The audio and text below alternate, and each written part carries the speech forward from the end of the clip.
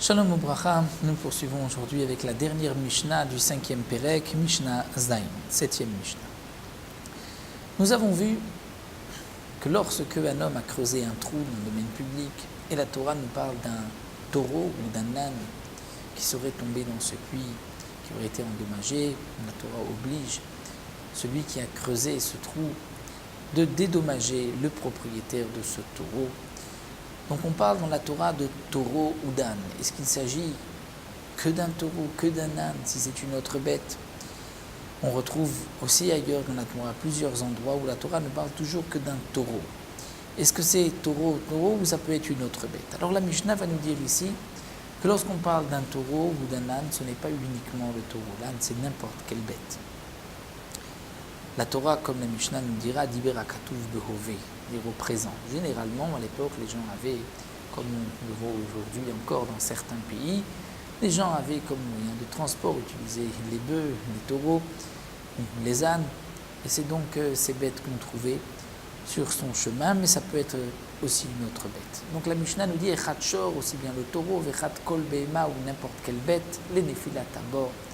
Lorsque la bête est tombée dans le puits, peu importe si c'est le taureau ou une autre bête, celui qui a creusé le puits sera responsable. De même, les hafrashat har Sinaï, ce qui est marqué dans la Torah, dans Parashat Yitro, à propos du jour du nom de la Torah sur le mont Sinaï, où Dieu a demandé à Moshe Rabbeinu d'éloigner toute bête de la montagne du har Sinaï. C'est marqué que Be'ima'imish, le guerrier, que la bête ne devait pas donc s'approcher du har Sinaï. Ce n'est pas uniquement la bête, c'est n'importe, aussi comme on va voir une bête domestique, comme une bête sauvage, comme de la volaille, un oiseau. Donc toutes les bêtes font partie de cette interdiction. Ou encore les tachloumé kéfé. C'est marqué dans la Torah que lorsque un homme a volé et qu'on a retrouvé l'objet volé chez lui, il devra payer 2 fois le prix de l'objet. Il rendra cet objet et il payera encore une fois le prix de l'objet. La Torah nous parle de celui qui a volé même une bête. Est-ce que c'est uniquement la bête ou autre chose? Donc là encore, n'importe quelle bête. Ou la Shabbat Aveda. La Torah nous parle aussi de celui qui a trouvé une bête, un shor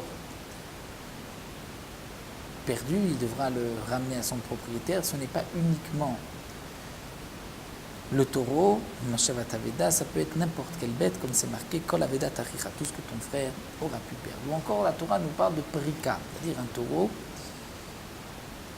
qui porte, pour la Prika, c'est marqué un âne. C'est-à-dire lorsque la Torah te dit tu trouveras sur ton chemin l'âne de ton prochain qui subit le poids, qui revêt stachat masao, c'est-à-dire la difficulté à marcher, puisqu'il a été surchargé ou chargé d'une mauvaise manière, s'il n'était pas équilibré, donc nous avons la mitzvah de le décharger, de l'aider. Donc cette mitzvah ne s'applique pas uniquement pour le taureau, elle peut s'appliquer pour n'importe quelle bête. Ou les chassima. La Torah nous dit, lorsque tu utilises un taureau pour écraser la récolte, écraser le blé, pour séparer le grain de l'ivraie, la Torah t'interdit de fermer la bouche de ce taureau, de l'empêcher de manger. Tu le laisseras manger. C'est l'otarsom shor bedisho qui n'empêchera pas le taureau de manger lorsqu'il écrase la récolte. Ce n'est pas uniquement le taureau.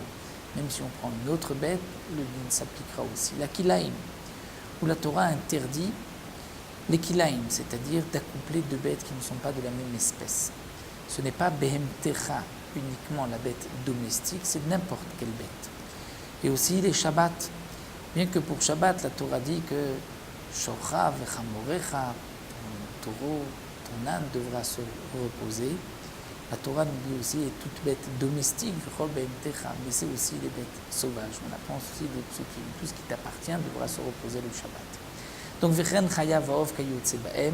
de même aussi, c'est pas uniquement le taureau ou l'âne, ce sont toutes les bêtes domestiques. Lorsque la Torah parle de bêtes domestiques, ce n'est pas que les bêtes domestiques, c'est aussi les bêtes sauvages, et les oiseaux qui ont le même dîme. Imken lama neemar shor hamor. Alors pourquoi la Torah nous parle d'un taureau ou d'un âne? Et là, chez Diber Hakatuv Behove, la Torah nous parle au présent, c'est-à-dire qu'à l'époque, c'est les bêtes qu'on trouvait sur sa route, c'est pour cela que la Torah nous en parle, mais ça peut être n'importe quelle bête. C'est pour cela que, au long de notre étude, dans le Kama, nous avons vu un taureau qui a encorné, un taureau qui a mordu, qui a endommagé. Ça peut être aussi un chien qui a endommagé ou une autre bête qui a endommagé. Ce n'est pas obligatoirement le taureau, il suffit donc de transposer à un cas plus pratique, plus actuel. On prend un chien qui a mordu avec rage, avec volonté d'endommager, c'est exactement le même digne que le taureau qui a encorné. Une bête, un chien qui a mangé parce que le chien avait faim et que ce qu'il avait devant lui c'est appétissant, ça s'échaîne, c'est la dent comme nous l'avons vu, donc le dîne est le même, n'importe si on parle du taureau ou d'une autre bête qui a endommagé. Nous nous arrêtons ici à la fin du 5e.